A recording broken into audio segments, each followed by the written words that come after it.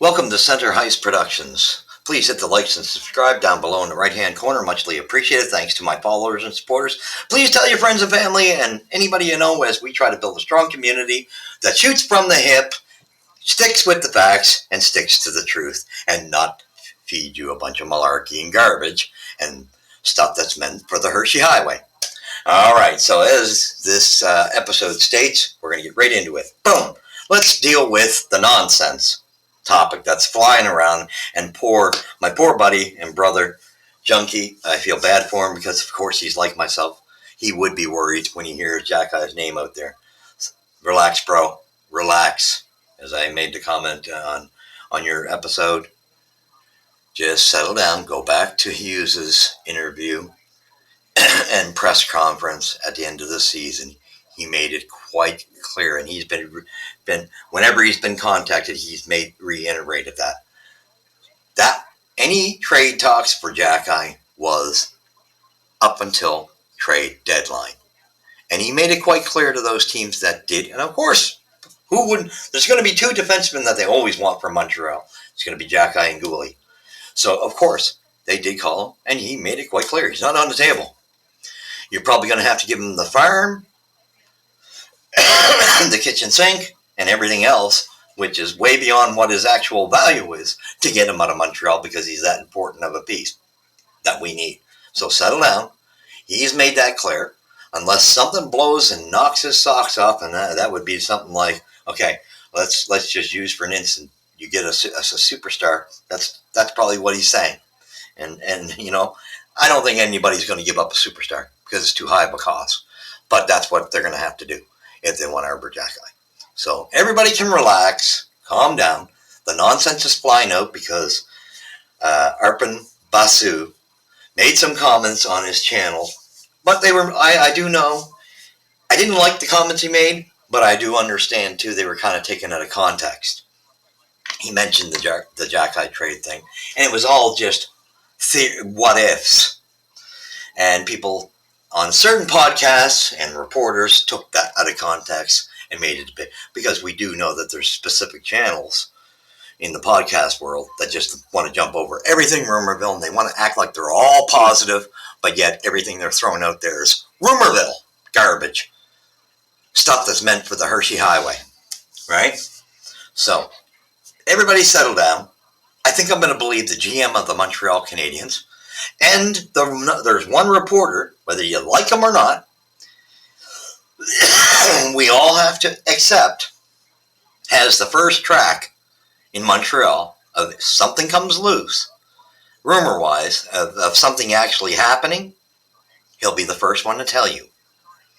And that's why he reiterated that in the press conference, and he reiterated it on Tony Marinaro's show, that no, there's been no more trade talk about Arbor Jack Eye after the trade deadline, after when Hughes made it clear. So Hughes is not saying anything different. So he's sticking, the stories both match. There's no more phone calls. Probably I'm sure there will be they will start calling about him again, I'm sure, when the time comes that we're getting ready for the draft, right? You know, leading up to the draft, whenever that period is that the NHL will allow them to do so. But in this present time, it's not happening. So we can squash that. And like I say, pay attention to who you're listening to, people, because we got some podcasts just want to thrive off of garbage, clickbait, and they want to jump on gossip and to draw your attention. And a real man wouldn't do that. Okay? Just thrive off of gossip. I just think it's pathetic. And of course, we do know that not only was it Basu, but there was a news channel in Montreal. I don't know if it was a radio channel that's been named by a couple of those podcasts. And I've seen an article. I just didn't pay a whole bunch of attention to it. We know those particular channels fly out garbage, Rumorville, all the time. They started this, so everybody can settle down. They like that because they got no story. They're kind of like, they love the gossip. So they never knew what it was to be a real man. So, of course, they're going to be on the gossip channel, right? of creating it. Pathetic, pathetic. So anyway, for any normal people, Habs fans, don't panic. It's all good. And yes, I'm sure that there'll be calls for him. I don't think anybody's going to be willing to. I don't think there's going to be anything massive there because no one's going to give up superstars and stuff for Jack. I just can't see it. So I think, and they know how Hughes and Gordon know how important he is for our horses in the back end. Then we get into the free agencies that are coming up, and we get the nonsense again. These channels and broadcasters are pumping out like Trevor Zegras. We heard that's what we hear the most because they talk nonsense. It's great that he's Cole Caulfield's friend, but you can't have Cole Caulfield, Trevor Zegras, Newhook, Evans, all these Pennard, and Yolonen, who are all a bunch of Smurfs. That amount of Smurfs, you're not building a championship team, right? You can't have a team full of Smurfs. So to me, if you have a chance of a star player, which is the category of Caulfield and Zegras, who do you want? You got one. And I'll take the one we got, which is Cole Caulfield. He's got the work ethic and the heart. And I'll take that any day of the week. So we don't need another one at it. So let's get off the nonsense. Zegras doesn't fit Montreal because we have too many small players. He's got talent, no doubt about it. But let him go to a team that can insulate him, that he fits into. Then we go on to Mitch Marner. Thank God it's only been a short rumor. Let's stay total clear. You've seen the problems in Toronto of the heartlessness and 4 superstars that they wasted all their money in, and you've seen the problems they can't get over the hump. Lucky, I think they got through the first round one time. Yeah, that's not a good theory. So if that's the type of team you want to build, you go and get our Smurfs, right? Because that will equate to that. So no, Mitch Marner, you can have him. Let him walk on. He's overpriced. He'll do good for another team that can use him. Let's move on. We don't need that problem. All right. And then you got the Stamkos thing. Steven Stamkos, phenomenal hockey players. That's just a Hall of Famer inside out. Character guy, class act, always has been. I just think his price tag is going to be too high with this being the last contract coming up. And his best days are behind him. Yes, he'd be a good leader. I think his price tag would just be far too much for Montreal. So no sense of wasting it on somebody who's far too up there right now. And 99, good 90% of his playing days are behind him. So he might have 10% left. So that's not a good fit. So really, when you look at what's out there in free agency, and I've been promoting this probably at the halfway point of the season, when I realized who's coming up on this list, and I've been all over this when I seen that the Hurricanes, well, they got a lot of players coming. They got 12 players coming on their list of free agents they got to deal with. He's a restricted free agent. And for me, he's the only guy on the list that would be super perfect fit for Montreal. I don't want to hear about the Hathaways in Edmonton, Holloway, or whatever you want to call them. No, it's not for me. There's one guy, one free agent that fits, and that is well worth it, and that is Nietzsche's. And Nietzsche's, I'm sure that I get the feeling that Carolina will find a way to get him roped in, but they got so many to deal with that it would be Montreal's chance. And remember, everybody jumps on that the bad blood between Carolina. That was Montreal and the Bergevin regime. Don't think for a minute this Carolina administration doesn't realize and have a totally different view of Hughes and Gordon, this new regime in Montreal. They'll be willing to work trades out together. I'm sure they're professionals. They're not dealing with the same heads butting. And the intelligent people are involved in this. And if we want them, we're going to have to, be willing. You're definitely going to be giving up something for them. But I think as far as even drafts, the bulk of the drafts we needed, first rounders, mostly was up until this year. Next year, you can start unloading a couple of the first rounders here and there because we should have the bulk of the first rounders we need that are at higher rates. So really, if it's me, Kent Hughes, Um, we know there's tons of free agents coming up in 2025. That's probably when the Habs are going to do something, and a lot of contracts free up. Um, whether the Habs do something, I would think they need to do something now in the meantime as well. And maybe they split it up in half and half. So that to me, that's why Nescash is the only guy that fits the bill, and the only guy that next comes behind him, and he's a bit of ways off. He's from the same team, amazingly, which is Trevainin or whatever, Trevainin. Anyway, he's the next other guy that is in their free agents that would fit, but I think he fits in lower positioning. I don't think he has the potential that Nesh Nietzsche has. He is a good player, though, mind you, but Nietzsche is a way better fit. Nick Suzuki's age at 25, perfect fit. Lots of hockey left. It'll be ready for that. And I mean, think of if you can get Kirby Doc, Nietzsche, and like Lidstrom, if you were to draft Lidstrom. Can you imagine 3 towers coming at you there? And even if you got a problem with Doc at center where his faceoffs aren't coming, you got Lidstrom, who is a center as well. So you got that alternation for that line. You got your main 1 and 2 lines solved. And then you can start working on your third and fourth lines, their depth level, and improving the size and strength of those lines, the character of those lines. So that, to me, there's one answer only, and it is Nietzsche's.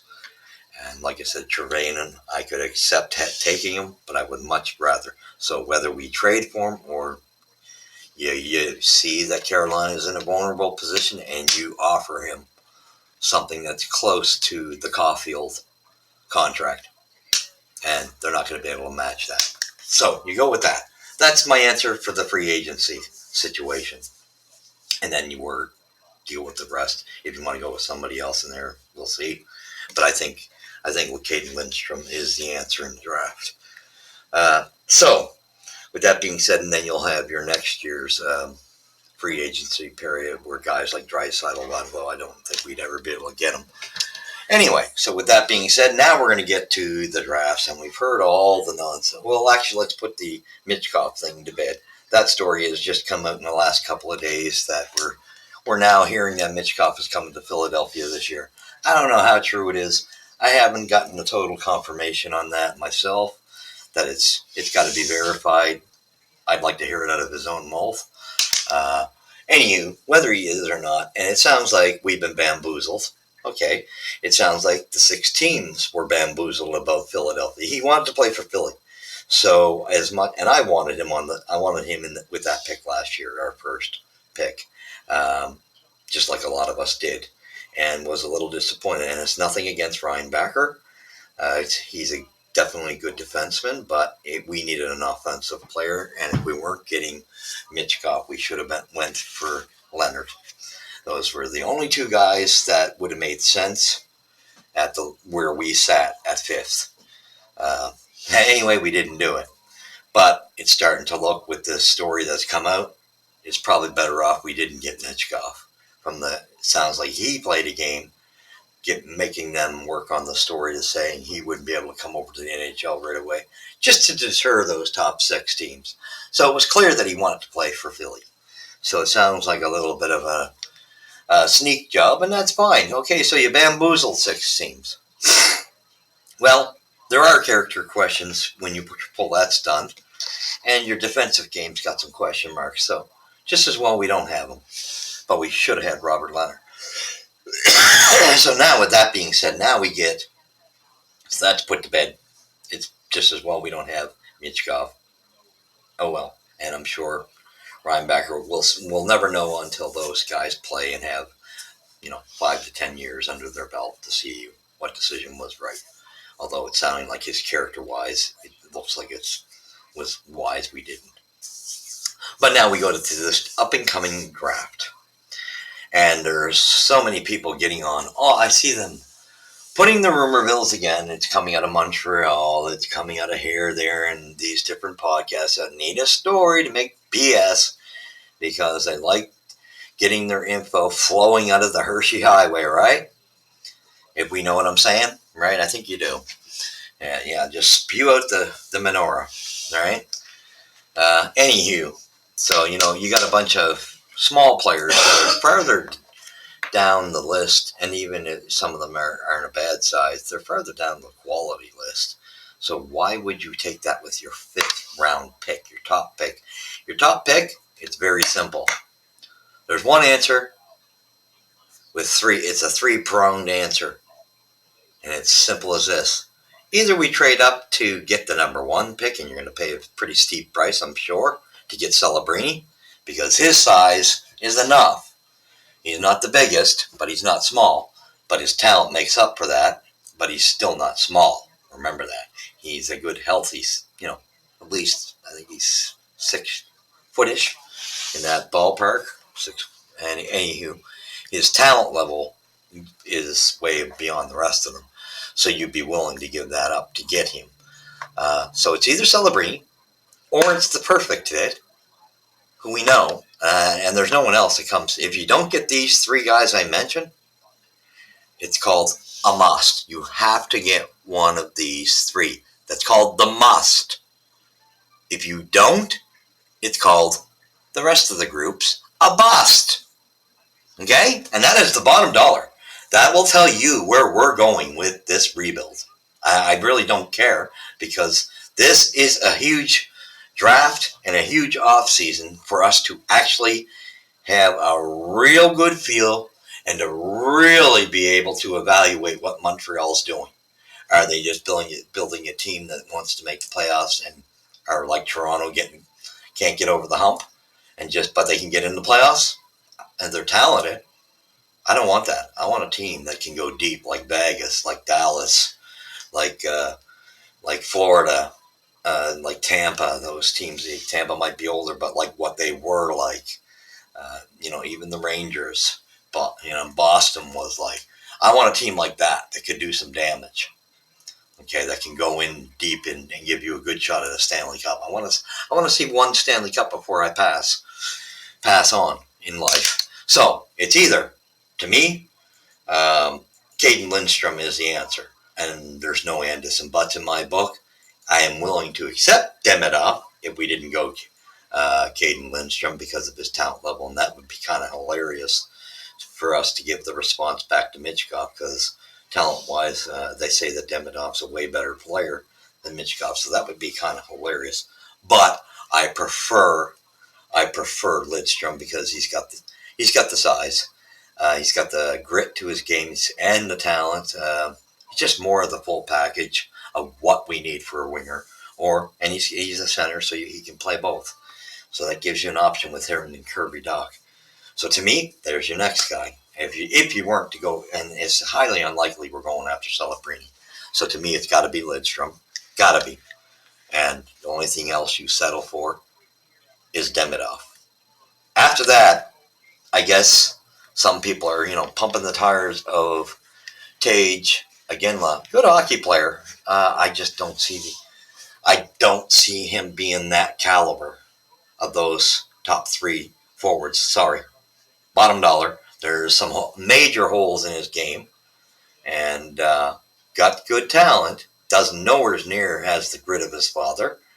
And people got to stop just looking at their dads and thinking that's it. We're finding that out in Montreal with Primo already. He's not his dad's Keith Primo level, is he? No. So that's not always the answer. Now, is he a good one? Would again be good for our second pick? Fine, I could live with that. I'd have a hard time living with it for my fifth pick. Probably shaking my head, sort of being, whatever. But beyond that, if we went any lower, although I kind of, Seneke and him, it's kind of a toss-up. They're kind of very close. But I don't think Seneke's top five material either. So I heard his name. He's got some size. And again, if he's your second pick, that's fine. But not your first pick. Canton, that's a joke. He just does not fit the bill. He's too small. Okay? Just doesn't fit the bill. If we go away with him because he's just from the U.S. program, then we got a problem. because that's something we got to watch out for too. I hope we're not getting into a trend of just going to the U.S. program because of Kent Hughes' connection and Marty's and, Gordon's in that regard, although I think Gordon's got high intelligence in building a team. So, with that being said, it's a bust. If you do not get Celebrini, Lidstrom, Demidov, it's a bust on that number 5 pick. Your number 2 pick, any of the other guys that were mentioned, they're fine for your Winnipeg pick if you're keeping it. But they're not at the level. And Yzerman is even farther down. I wouldn't go near him with a 10-foot pole. I guess his defensive game is really bad. So to me, I wouldn't go near him with a 10-foot pole. I think he's like very bottom of the first round class, and 29 to 32, maybe even 30 to 32 is where he should go, in my opinion. So anyway, that's your answer. That's the only solution for Montreal's draft, and it's really going to give us the insight of where Montreal is going in the future. And thought we'd just get right down to grading what Montreal needs to do. And I don't want to hear the excuses, because this draft and this offseason really will answer what Montreal's doing for this rebuild.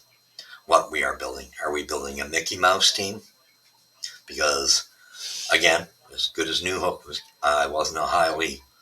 the cost was awful high for a third-line player. Yeah, you can fill in with a team as bad as us as a second liner, but a team that's good, he's a third liner. Make no mistake about it. He's a good hockey player, don't get me wrong. Price tag was far too high, so I didn't like that trade. I didn't like the Lekin and Barron trade. So I think we lost a lot when we traded with Colorado every time.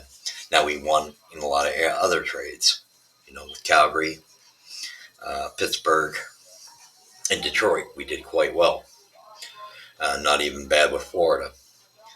But other than that, and pretty good with Winnipeg with the Monahan return. So it's going to be crucial. This will give us the answer of what Montreal's building. And that's why I said I will be giving you the actual grade of what I think this administration, where they stand in a rebuild. Because I want to see a breadman move. And that's what I'm saying. I want to see the talent of a breadman like in New York, Panarin. I want to see that in Montreal. Our Gordon move, that is a Panarin move, as a Benejad or a Panarin.